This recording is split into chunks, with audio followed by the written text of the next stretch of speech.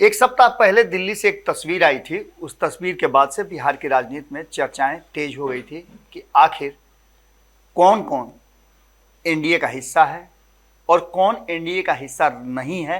ये सारी बातें लगभग साफ होने लगी थी और एनडीए में अपने आप को दिखाने की होड़ भी मच गई थी। जहां एक तरफ आपने देखा होगा कि किस तरह से चिराग पासवान अभी तक एनडीए का हिस्सा नहीं हो पाए हैं, लेकिन उनकी मंशा है कि वो एनडीए का हिस्सा हों और आने वाले चुनाव में वो एनडीए के साथ ही लड़ें, क्योंकि जिस तरह से वो नीतीश कुमार पर हमला कर रहे हैं उससे साफ है कि वो नीतीश कुमार के साथ तो नहीं जाएंगे। कई कारण हैं जिसके चलते भी, हालांकि राजनीति में कुछ भी संभव है, लेकिन यहां संभावनाएं बिल्कुल ही नगण्य हैं।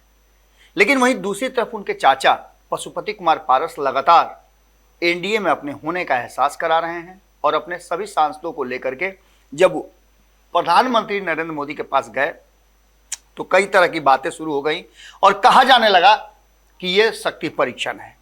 अब इस शक्ति परीक्षण को लेकर के पशुपति कुमार भले ही कुछ ना बोले, लेकिन पशुपति कुमार पारस का बॉडी लैंग्वेज बदल गया है। लगातार जिस तरह से वो दब के रह रहे थे, उन्हें एहसास हो रहा था कि कहीं ऐसा ना हो कि चिराग पासवान उन पर हमला कर दें। अब उन सारी बातों से अलग ऐसा लगता है कि जैसे वो निश्चिंत हो गए हैं। जैसे किसी संत को नहीं ऊपर परिवार वगैरह छोड़ देता है, भगवान के भजन में लीन हो जाता है, उसी तरह से पशुपति कुमार पारस अब सब कुछ छोड़ छाड़ करके सीधे भारतीय जनता पार्टी की फील्डिंग टाइट करने लगे। आपको पता है कि बिहार में एक सप्ताह पहले से काफ़ी हंगामा चल रहा है रामनवमी के जुलूस को लेकर के।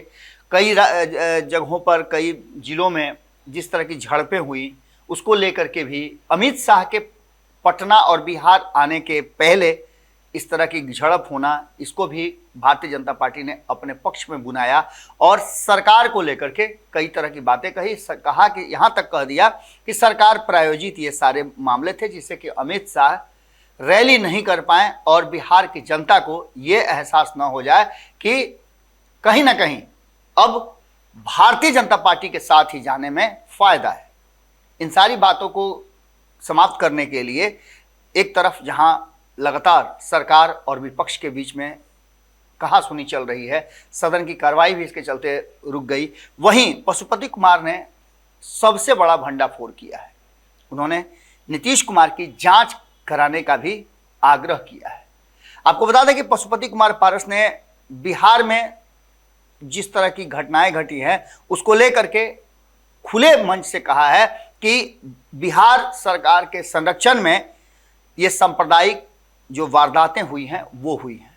इसको लेकर के उन्होंने कहा कि जब बिहार शरीफ सासाराम की सांप्रदायिक वारदात बिहार सरकार के संरक्षण में हुई है और इसके वास्ते जरूरत है कि इसकी जांच हो। रामनवमी के जुलूस के मद्देनजर आखिर दोनों जगह पर पहले से शांति व्यवस्था के लिए पूरा इंतजाम नहीं किया गया था।